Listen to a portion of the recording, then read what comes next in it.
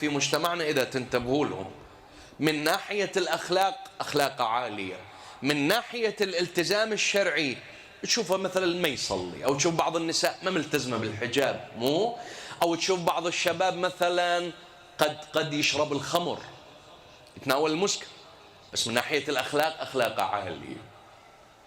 عندك على الجانب الآخر تشوف شريحة من ناحية الالتزام الديني، الالتزام الديني عالي يعني بالحلال والحرام، بس من ناحية الالتزام الأخلاقي قليل. مثلا شوفه يصيع على الناس، غليظ مع الناس.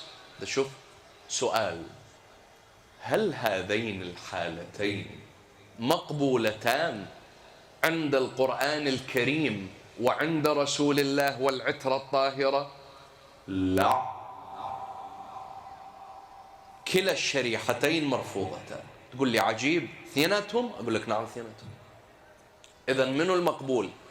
بسم الله الرحمن الرحيم، وكذلك جعلناكم أمة وسطا لتكونوا شهداء على الناس ويكون الرسول عليكم شهيدا. الشريحة المقبولة هي الشريحة الملتزمة بالشريعة والأخلاق على حد سواء.